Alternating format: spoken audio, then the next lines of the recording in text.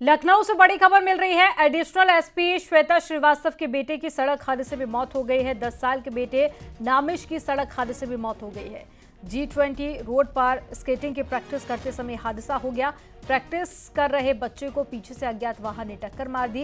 FIR दर्ज कर वाहन की तलाश में पुलिस जुट गई है।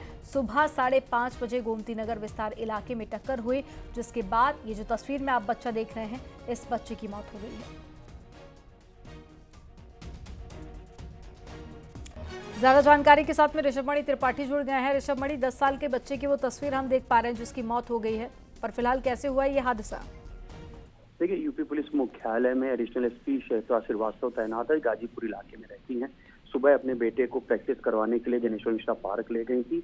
स्केटिंग की प्रैक्टिस करके जब वो बच्चा निकल रहा था जनेश्वर मिश्रा पार्क से, तभी पीछे से आ रही एक तेज रफ्तार कार ने उसको टक्कर मारी है, जिसको घायल हो गया था। नामिश इलाज के लिए अस्पताल ले गए, जहां पर उसकी मौत हो गई है। हालांकि अभी तक कोई भी चश्मदीद सामने नहीं आया। इस बात की शिनाख्त नहीं हो पाई है कि किस वाहन ने नामिश को टक्कर मारी थी।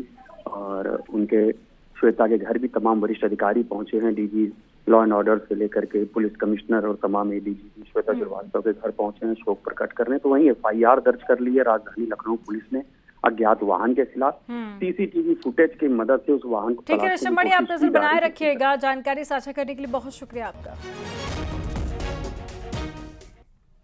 यूपी एटीएस आतंक के अलीगढ़ मॉड्यूल पर लगातार नए खुलासे कर रही है और अब एटीएस पकड़े गए सभी आतंकियों को आमने सामने बिठाकर पूछताछ कर रही है, जिसमें नेटवर्क से लेकर टारगेट तक आतंक की हर साजिश का खुलासा होने वाला। एक रिपोर्ट आपको दिखाते हैं। प्रोफेसर उर्फ अमीर उर्फ वजीउद्दीन उर्फ ISIS आतंकी, हिंदुस्तान के खिलाफ साजिश रचने वाला वो आतंकी जो जिहाद की कोचिंग चलाता था, क्लास में आतंकवाद पढ़ाता था, अल्लाह के रास्ते पर चलने के लिए भड़काता था। लेकिन अब खेल खत्म हो गया। वे 7 संदिग्ध आतंकी यूपी एटीएस की कस्टडी रिमांड में हैं। वजीहुद्दीन इस मॉड्यूल का सरगना बताया जाता है। तो वहीं पहले से गिरफ्तार अब्दुल्ला अरसलान और माज बिन तारिक को वजीहुद्दीन के आमने सामने बिठाकर पूछताछ की जाएगी। ये बात शुरुआती पूछताछ में सामने आई है कि वजीहुद्दीन ने सोशल मीडिया साइट पर एक चैनल बना रखा था जिसमें ये तमाम संदिग्ध युवा जुड़े हुए थे। इस चैनल पर ही ISIS के हैंडलर्स की ओर से जो भड़काऊ वीडियो भेजे जा रहे थे, संदेश भेजे जा रहे थे, वो प्रसारित किए जा रहे थे और इन्हीं संदेशों के जरिए इन युवाओं को जिहाद के लिए भड़काया जा रहा था। आतंक के मास्टर से पूछताछ शुरू। अमीर और अरसलान का आमना सामना। अब हराज उगलेंगे आतंकी।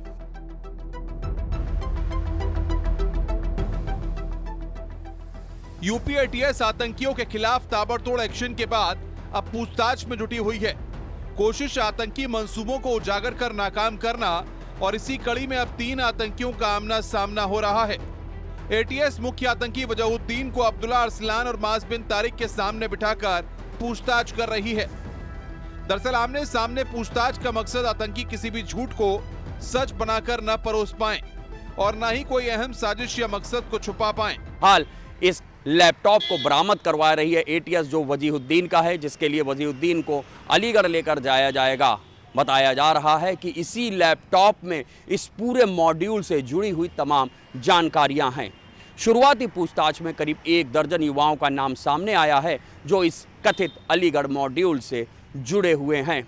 जल्द ही इस मॉड्यूल से जुड़े हुए कुछ और संदिग्धों की गिरफ्तारी हो सकती है और ये भी खुलासा होगा कि आखिरकार इस मॉड्यूल के निशाने पर कौन कौन सी नामचीन हस्तियां थीं और किन के ठिकानों की रेकी की गई है।